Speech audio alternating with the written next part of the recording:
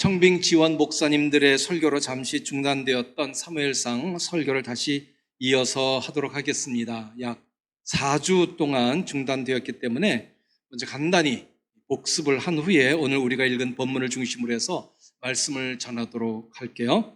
이스라엘 백성이 블레셋과의 전쟁에서 법궤 혹은 언약궤라고 하죠. 법궤를 들고 나가면 이길 줄 알았는데 이스라엘 백성들이 생각과는 달리 언약궤를 빼앗기고 언약궤를 갖고 나갔던 제사장 홈니 비느하스가 죽었습니다. 그리고 엘리 제사장도 이 소식을 듣고 죽었죠. 비느하스의 아내는 이 모든 소식을 듣자 난산을 하여서 아들을 낳을 때에 하나님의 영광이 떠났다, 이런 뜻으로 아이의 이름을 이가봇이라고 짓고는 죽었습니다. 이게 하나님의 말씀을 떠난 가정의 불행한 결말이었죠.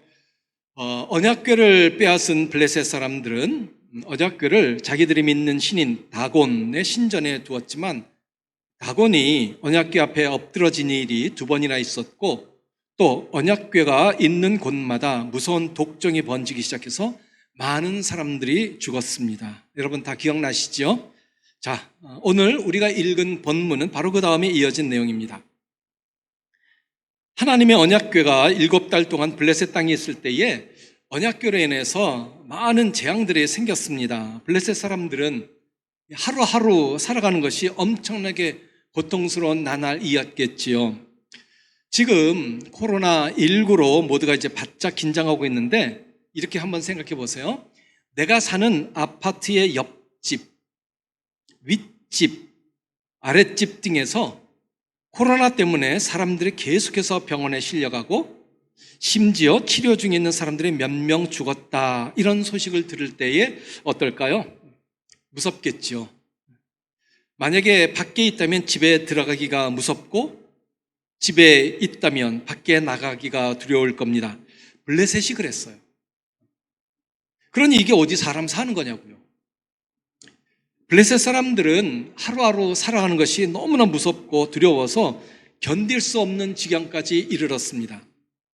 그래서 이 언약궤를 어떻게 할 것인가를 결정하기 위해 그들의 제사장들과 복술자, 즉 무당이죠, 또 점쟁이, 이런 사람들 말합니다. 그런 사람들을 불렀습니다. 근데 보세요. 언약궤에 대해 논의한 그 모임 자체가 한심해요. 왜냐하면 그들은 자기네 제사장만 부른 게 아니라 복술자까지 불렀거든요. 제사장을 부르려면 제사장만 부르지 왜 점쟁이까지 부릅니까? 이게 말이 되나요? 이걸 우리의 상황으로 제가 바꿔봤어요. 이렇게 생각해 봅시다. 우리나라에 굉장히 심각하고 중대한 문제가 생겼어요. 그래서 정부에서는 급히 목사님들을 불렀습니다. 그리고 무당도 함께 불렀습니다. 목사님과 무당이 한 자리에 있는 그림, 이거 진짜 볼만하겠죠, 그죠? 여러분, 목사와 무당이 한 자리에 있을 수 있겠습니까? 이건 말도 안 되는 얘기예요. 그런데 블레셋 사람들에게는 이게 전혀 우스꽝스러운 상황이 아니에요. 또 점쟁이들과 함께 자리를 했다는 일에 대해서 블레셋 제사장들이 분노하거나 자리를 박차고 일어난 그런 일도 없었어요. 아주 자연스럽게 그들은 하나가 되어 앉아 있습니다. 그러니까 블레셋의 종교 지도자들은 자신의 종교가 미신과 별 차이 없음을 스스로 드러내는 거예요. 자, 이들의 고민은 뭐냐? 아무래도 이 언약궤를 돌려보내는 게 제일 좋을 텐데 문제는 그걸 어떻게 옮기느냐입니다. 왜냐하면 언약궤 때문에 많은 사람들이 죽거나 고통을 당했기 때문에 언약궤를 돌려보낼 때 그냥 보내면 안 된다고 생각을 한 거예요. 잘 보내야 된다는 거죠. 만약의 경우에 언약궤를 또 소홀히 다룬다면 이것도 무슨 일이 발생할지 모르는 거예요. 그래서 블레셋 제사장들과 점쟁이들이 언약궤를 돌려보낼 때에 속건제를 드려야 한다, 이렇게 제안을 했어요. 그래야지 병도 사라지고 무엇 때문에 이런 재앙이 생겼는지 알 수 있다는 거였어요. 그들이 속건제를 드려야 한다는 말은 뭐냐면 제사를 드리겠다 그런 의미가 아니고요. 언약궤를 빼앗아 온 것에 대해서 이스라엘에게 배상을 하겠다 이런 뜻입니다. 배상의 개념이에요. 자, 배상을 하기 위해서 그들은 블레셋 5장관의 수대로 독종의 모양으로 만든 금 5, 그리고 쥐처럼 만든 금 5을 만들었습니다. 쥐를 만든 것은 아마 쥐 때문에 병이 퍼졌던 모양이에요. 저는 설교를 준비하면서 금으로 만든 쥐 모양은 대충 알겠는데 도대체 금독종의 모양이 어떤지 이게 궁금했어요. 금독종의 모양 어떨까요? 아마 피부에 생기는 종기 모양으로 만들었다 이런 의미가 되겠죠. 독종 때문에 피부가 흉측하게 망가지고 골마터져서 고름이 나오는 모양으로 그렇게 만들었으니 이것만 생각만 해도 징그럽습니다. 그런데 왜 그들이 이런 생각을 했을까요? 여러분 기억하시나요? 민수기 21장에 보면 이스라엘 백성이 광야에서 불뱀에 물려 많은 사람들이 죽어가고 있었어요. 그때 모세가 놋으로 뱀을 만들어서 장대 끝에 달았죠. 그리고 그 놋뱀을 쳐다보는 자마다 산다고 했어요. 아마 블레셋 사람들이 그 놋뱀 사건을 알았었던 것 같아요. 그래서 자기들도 그렇게 따라했던 거죠. 이거 좀 다른 얘기입니다만은 예전에 목사님들이 놋뱀을 이제 구리뱀이라고 하셔서 저는 구리나 놋이나 똑같은 줄 알았어요. 근데 그게 아니더라고요. 보니까 구리하고 주석으로 만든 게 청동이고 구리하고 아연으로 만든 게 황동이래요. 이걸 이제 다른 말로 놋이라고 하는 거죠. 근데 황동건 집사님 생각이 나더라고. 황동하니까 갑자기 황동건 집사님 생각이 났어요. 예, 하여간 사무엘상 6장 5절에 보니까 블레셋 사람들은 금으로 독종과 쥐를 만들어서 이스라엘 신께 영광을 돌려야 한다 이렇게 말했습니다. 하나님을 모르는 자들이 자기들 입으로 하나님께 영광을 돌려야 한대요. 놀랍지요? 어떻게 보면 굉장히 포용력이 있는 사람처럼 보여요. 그래서 어떤 사람들은 성경에 바로 이런 기사를 보면서 기독교를 공격을 합니다. 봐라, 무종교인, 심지어 종교가 다른 사람까지도 이렇게 포용력이 있어서 하나님께 영광을 돌려야 된다 이런 말을 자연스럽게 하는데 기독교는 옹졸하고 포용력도 없으며 타 종교를 무시하기 일쑤다 이렇게 말합니다. 사실 우리는 이제 불교인과 만나서 이야기를 한다거나 하면 불교인과 함께 합장을 하고 은혜로운 부처님 어쩌고 저쩌고 이런 말을 절대로 안 하죠. 그런데 어떤 불교인은 성탄절이나 부활절에 현수막도 내걸어주고 축하도 해줘요. 자, 그럼 이런 일은 기독교는 옹졸하고 불교는 대범해서 그런 건가요? 아닙니다. 이걸 그렇게 간단히 포용력의 문제로만 생각해서는 안 돼요. 저에게 이런 일이 있었어요. 독일에서 있었던 일인데요. 그 유학생들끼리 이제 돌아가면서 각 가정마다 돌아가면서 구역 예배를 드렸어요. 근데 교인을 따라서 어느 낯선 분이 구역 예배에 참석했어요. 저는 처음에 누구인지 몰랐어요. 근데 그 사람을 낯선 사람을 데려온 교인이 얘기하더라고요. 같이 온 사람이 원불교 정녀래요. 원불교 정녀는 이제 카톨릭으로 말하면 수녀와 마찬가지예요. 독일에 공부하러 왔대요. 그래서 저도 제 소개를 했죠. 저는 이제 나는 전도사입니다 이렇게 얘기했더니 이분이 전도사가 뭔지 모르더라고요. 저 시간에 구역 예배에 원불교 정녀가 참석하니 아무리 전도사라도 은근히 긴장이 되잖아요. 그죠? 갑자기 이런 생각이 들었어요. 어쩌면 하나님께서 이번 기회를 통해서 원불교 정녀를 개종시키라고 하신 건지도 모르겠다. 그래서 다른 때와는 더 이제 신경을 썼습니다. 다른 때와는 달리 아주 신경을 썼어요. 원불교 정녀가 돌아가면서 성경을 읽을 때도 같이 읽어요. 성경 공부 시간에 귀를 바짝 세우고 잘 듣더라고요. 예배가 다 마쳤어요. 혹시 기독교 예배가 불편하지 않았느냐 이렇게 물었어요. 궁금하니까 그렇게 물었어요. 그러니까 정녀가 수줍은 듯 입을 가리고 웃으면서 이렇게 대답했어요. 전도사님, 성경 공부도 참 재미있고 기도가 어찌나 은혜로운지 참 좋았어요. 와, 이 사람에게서 뭔가 보인다. 드디어 한 사람 전도하게 되나 보다. 이런 생각이 막 흥분이 되더라고요. 원불교 신학생격인 정렬을 구역예배 단 한 방에 개종시킨다니 이게 얼마나 가슴 설레는 일이겠어요. 그죠? 이 다과를 먹으면서 이야기를 나누는데 기독교 예배는 이번이 처음이래요. 한 번도 교회 가본 적이 없었대요. 그런데도 기도가 너무 좋고 예배도 좋고 마음이 편했대요. 이 말을 들은 저는 가슴이 점점 더 뛰었습니다. 막 혈압이 올라가기 시작했어요. 다음 주에 교회가 확 뒤집어지겠구나. 그런데 아주 결정적인 순간에 이분이 개종하겠다는 소리를 끝까지 안 하더라고요. 예배도 참 좋고 기도도 좋고 마음이 편하고, 근데 개종은 안 하겠대요. 제가 얼마나 실망이고 맥이 빠지든지 여러분 제 기분 이해가 되시나 모르겠습니다. 여러분 한번 바꿔놓고 생각해 봅시다. 제가 난생 처음으로 불교 법회에 참석했다고 칩시다. 법회가 끝났어요. 질문을 받았습니다. 용 목사님, 그 아무개 스님의 설법과 법회 어떻습니까? 그러면 제가 뭐라고 대답을 할까요? 설법 참 은혜롭고 법회도 참 좋네요. 마음이 편합니다. 이런 얘기 할까요? 아닙니다. 저는 절대로 그런 말 안 합니다. 그러면 제가 불교인보다 마음이 옹졸하고 편협하고 또 포용할 줄 모르는 사람이고 원불교 정년은 저보다 마음이 넓어서 기도가 은혜롭다고 했을까요? 그거 아니에요. 진리와 포용력은 전혀 다른 차원이에요.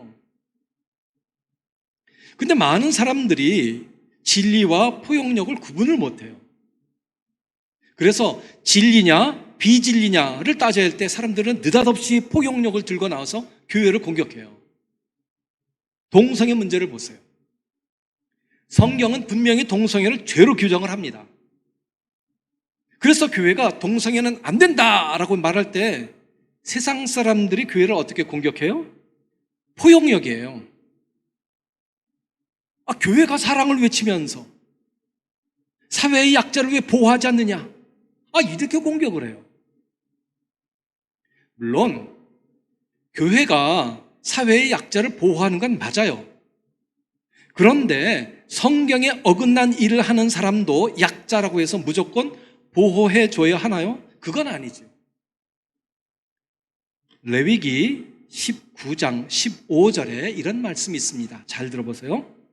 너희는 재판할 때에 불의를 행하지 말며, 그 다음 가난한 자의 편을 들지 말며 세력 있는 자라고 두둔하지 말고 공의로 사람을 재판할지며. 이게 뭐예요? 가난하다고 해서 그가 약자라는 생각에 무조건 편 들어서는 안 된다는 말씀이에요. 이게 굉장히 중요한 말씀이에요. 우리는 이런 일에 흔들리거나 혼동해서는 안 됩니다. 교회는 진리의 문제에 있어서만큼은 절대로 양보할 수도 없고 양보해서도 안 돼요. 우리는 진리와 포용력을 혼동하는 이런 어리석음을 범해서는 안 되겠습니다. 또 믿음 생활에서 혼동하는 게 있어요. 정직과 무능의 문제예요. 우리가 믿는 하나님은 어떤 분이신가요? 전능하신 분입니다. 세상의 그 어떤 신이나 종교도 하나님을 능가할 수가 없어요. 무당이 이런 말을 할 때가 있죠. 당신은 예수 믿어야 하는 사람이다. 그러니 교회에 다녀라. 실제로 제가 섬겼던 교회에서 그런 일이 있었어요. 어느 분이 친구와 함께 점을 치러 갔대요. 자기는 점 칠 마음이 없었고 친구가 점 치는데 같이 가자고 해서 같이 갔답니다. 근데 무당이 거기에서 자기더러 교회를 다니라고 하더래요. 그래서 교회에 왔어요. 진짜로 교회에 왔어요. 이분이 교회에 열심히 참석해서 성가대를 했거든요. 소프라노 성가대를 했어요. 그래서 신학생하고 결혼했어요. 목사님 사모님이 됐습니다. 지금 캐나다에서 살아요. 무당이 전도를 한 거예요, 무당이. 근데 그와는 반대로 목사가 이런 말 할까요? 집사님 사업은 아무리 금식 기도를 해도 안 되니 이번 기회에 무당 한번 불러서 푸닥거리 한번 해야 운수 대통하겠네요. 그런 말 할까요? 안 합니다. 절대로 안 합니다.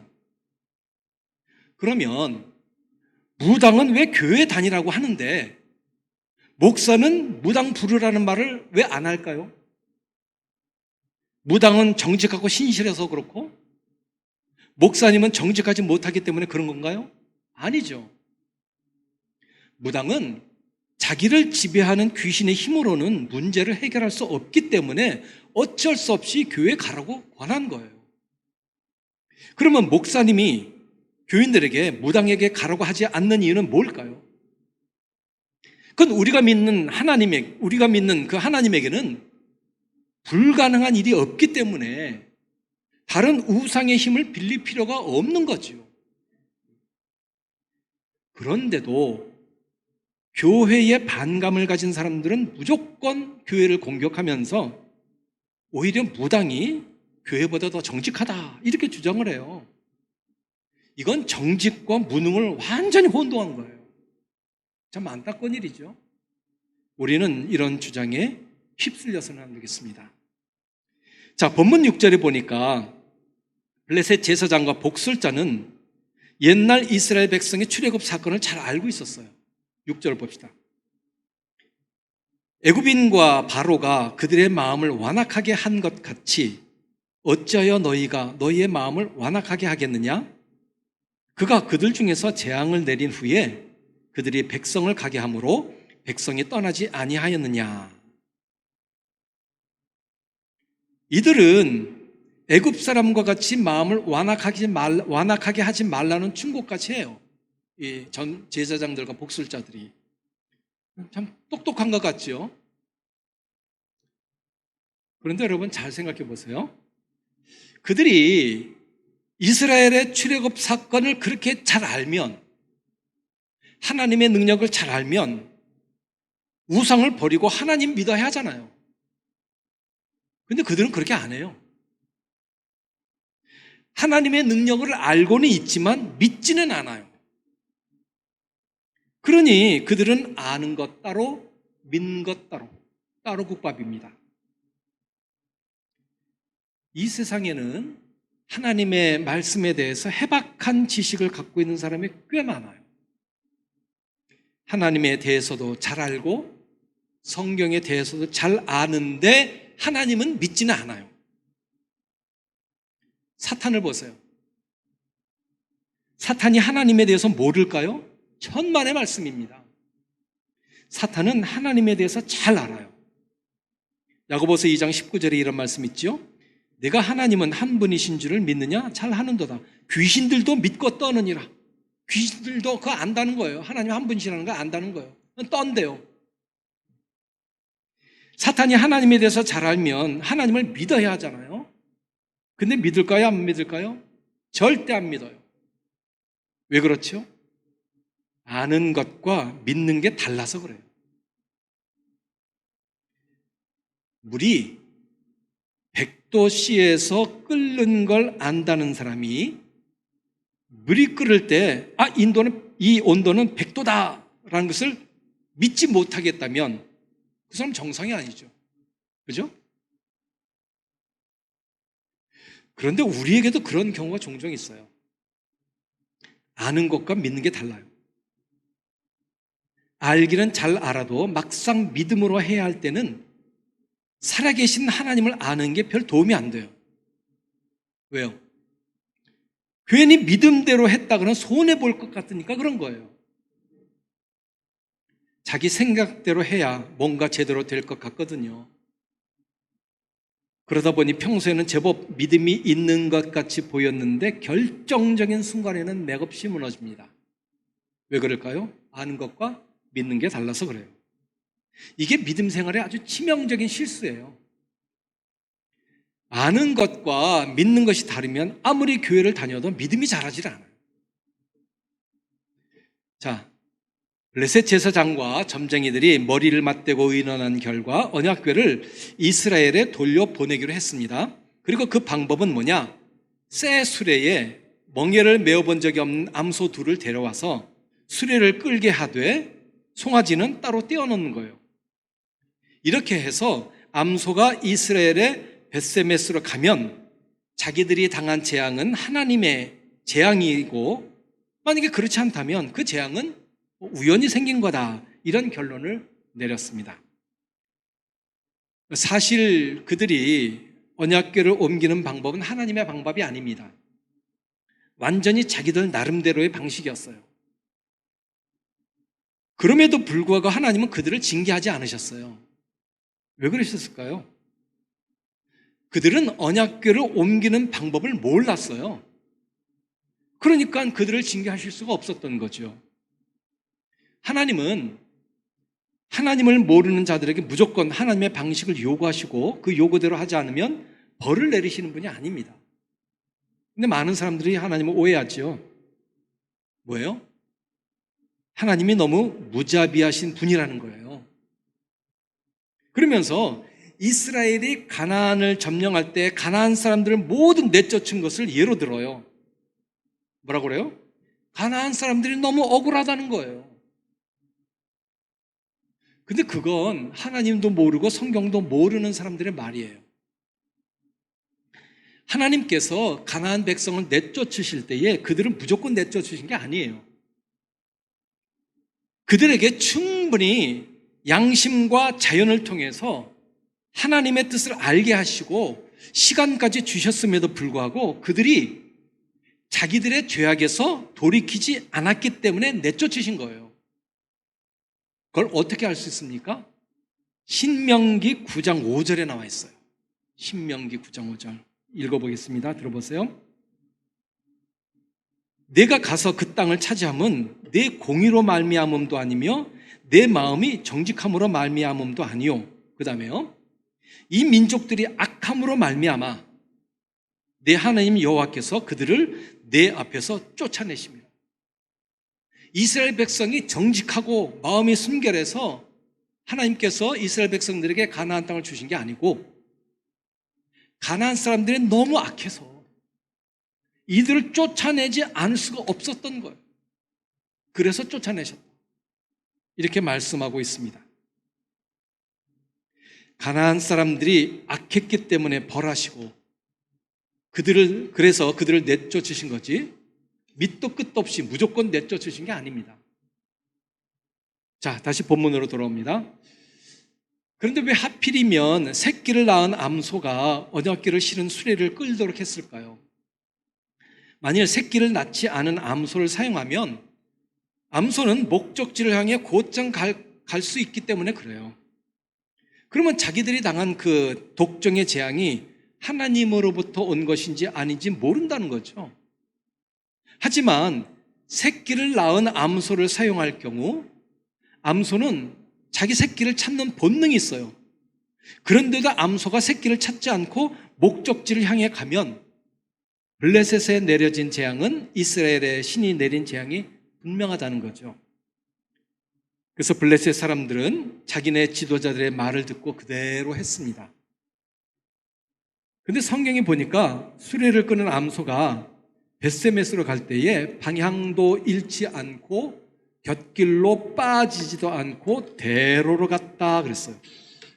암소들이 이제 좌우로 치우치지 않았다는 거죠. 그때 블레셋 사람들은 이 재앙이 우연히 생긴 게 아니구나, 이게 하나님으로부터 내려진 재앙이로구나, 이걸 이제 확인하게 된 겁니다. 한편 벳세메스 사람들은 골짜기에서 밀을 베고 있다가 괴가 오는 걸 봤어요. 빼앗긴 괴가 오니까 얼마나 좋았겠어요? 그래서 수레가 벳세메스 사람 여호수아의 밭에 이르렀을 때에 레위인들이 와서 수레에서 괴를 내렸고 사람들은 그 수레를 장작 삼아서 단을 쌓았습니다. 그리고 그 암소를 잡아 하나님께 드렸어요. 여기에 보면은 여호수아가 등장을 하는데요, 이 여호수아는 우리가 잘 아는 여호수아가 아닙니다. 성경에는 여호수아라는 이름을 가진 인물이 모두 4명이 나옵니다. 첫 번째 여호수아는 우리가 잘 아는 여호수아입니다. 모세의 후계자죠. 이스라엘 백성들을 가나안 땅으로 인도한 사람입니다. 자, 이제 두 번째 여호수아가 바로 오늘 본문에 등장한 벳세메스 사람 여호수아예요. 그리고 세 번째 여호수아는 유다 왕 요시야 때에 예루살렘을 통치했던 사람이고요. 네 번째 여호수아는 여호사닥의 아들 대제사장이 여호수아입니다. 이 두 사람은 여러분들이 잘 모르셔도 됩니다. 근데 이 두 사람, 그 중에서 첫 번째 사람은 우리가 잘 알죠. 자, 언약궤가 다시 돌아왔으니 얼마나 좋겠어요? 그런데 그 언약궤 때문에 벳세메스 사람들에게 큰 불행이 닥쳤습니다. 왜냐하면 벳세메스 사람들이 궤 속에 무엇이 있는지 호기심으로 들여다보다가 하나님께서 그들을 치어 죽이셨어요. 벳세메스 사람들은 언약궤가 자기들에게 있을 수 없다고 해서 기럇 여아림으로 옮겨가라 그랬죠. 한번 지도를 볼까요? 네, 지도가 나와 있습니다. 맨 처음에 여기 실로에 법궤가 있었는데 전쟁이 나와서 아벡으로 갖고 갔죠. 근데 여기서 빼앗깁니다. 아스도로 옮겼죠. 재앙이 생겼습니다. 가드로 옮겼습니다. 재앙이 생겼습니다. 에그론으로 옮겼어요. 재앙이 생겼습니다. 그래서 이스라엘로 다시 돌려보냅니다. 여기가 벳세메스입니다. 벳세메스에서 사람들이 또 많이 죽었기 때문에 기럇 여아림으로 옮기는 겁니다. 나중에 다윗이 예루살렘으로 법궤로 옮깁니다. 나중에. 자, 이렇게 법궤가 많이 움직였어요. 지난번에는 언약궤 때문에 블레셋 사람들이 죽더니 이번에는 이스라엘 사람들이 하나님의 재앙을 받아 죽어요. 블레셋 사람들이야 하나님을 모르는 사람들이기 때문에 그렇다고 해도 왜 하나님의 백성인 벳세메스 사람들까지 하나님은 죽이셔야 했을까요? 그건 하나님의 백성이라고 해도 언약궤를 잘못 다루면 안 되기 때문에 그래요. 우리가 다음에 배우겠지만 하나님의 언약궤를 소가 끄는 수레로 옮길 때에 웃사가 언약궤 손을 대어서 죽는 일이 생기죠. 하나님은 하나님의 백성이라고 해서 그들이 죄를 지을 때 눈 감아 주시는 분이 아닙니다. 오히려 더 철저하게 대하세요. 여러분, 장교와 사병을 생각해 보세요.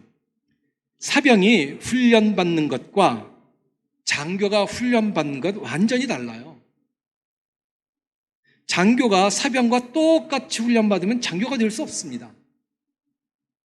장교는 더 혹독한 훈련을 받습니다. 똑같은 군인인데 왜 그럴까요? 그건 사병과 장교는 신분이 다르기 때문에 그래요. 마찬가지로 이스라엘 사람이나 블레셋 사람이 다 똑같지만 하나님은 이스라엘 사람에게 더 철저한 생활을 요구하시는 거예요. 마찬가지로 우리나 세상 사람이나 다 똑같은 사람이지만 하나님은 우리에게 더 많은 것을 요구하시고 더 높은 수준의 삶을 요구하세요. 그 이유는 우리가 하나님의 자녀이기 때문에 그래요. 하나님의 자녀로서 받는 하나님의 훈련이 어렵고 힘들다고 해서 나 이거 싫어 이러면 장교로서 품위 있게 살아갈 수 있는 기회를 쳐버리고 그저 사병처럼 흙바닥에서 기며 살겠다고 하는 것과 똑같아요.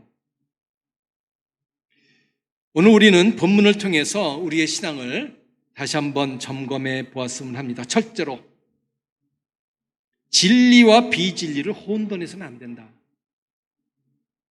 블레셋 사람들이 제법 포용력이 있는 것처럼 보이지만 그렇다고 해서 그들이 진리대로 살았다는 뜻은 아닙니다. 진리대로 살았다면 하나님이 진노를 받을 리가 없죠. 그들이 하나님의 진노를 받은 이유는 진리대로 살지 않았기 때문에 그렇습니다. 우리는 하나님의 자녀로 관용과 관대함을 보이며 살아야 하지만 성경의 진리에 있어서는 조금 더 물러서서는 안 됩니다. 성경이 옳다 그러면 옳은 거고 틀렸다 그러면 틀린 겁니다. 이런 문제 우리는 조금 더 흔들려서는 안 되겠습니다.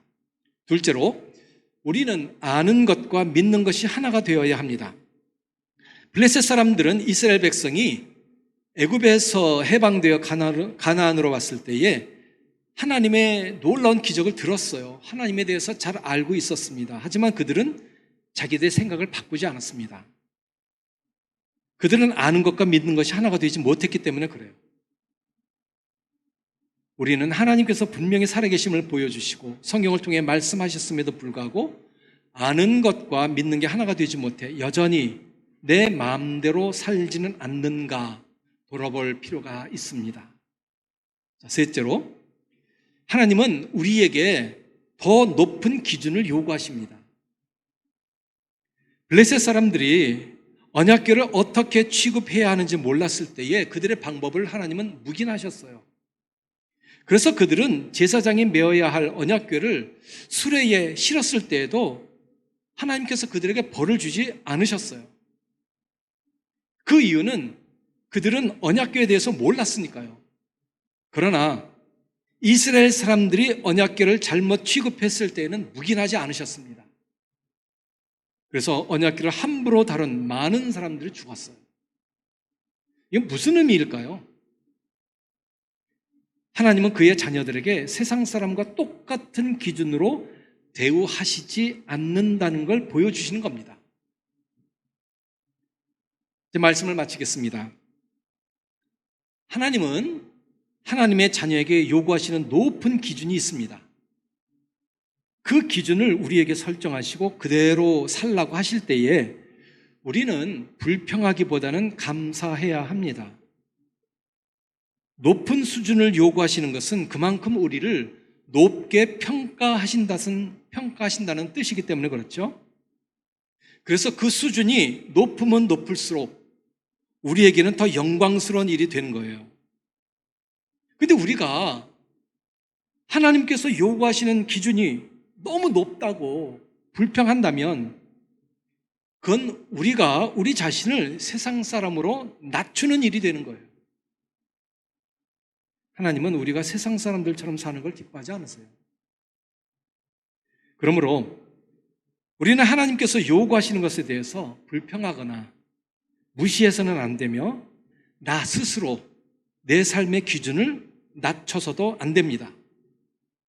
우리는 어디까지나 하나님이 요구하시는 대로 살아가야 합니다. 오늘 본문을 통해서 우리의 믿음이 하나님께서 기뻐하시는 믿음이 되어야 하겠죠. 그리고 더 건강한 믿음이 되어야 합니다. 우리의 믿음이 한 단계 더 나아가 하나님이 기뻐하시는 사람들이 되어 하나님께 영광 돌리는 삶을 사는 것, 그것이 하나님께서 우리에게 요구하시는 겁니다. 비록 힘들고 어렵지만 하나님께서 요구하시는 것 잊어버리지 말고 내 수준으로 낮추지도 말고 그 말씀대로 살아가서 하나님 앞에 부끄러움이 없는 우리 모두가 되기를 간절히 바랍니다. 아멘. 기도하겠습니다.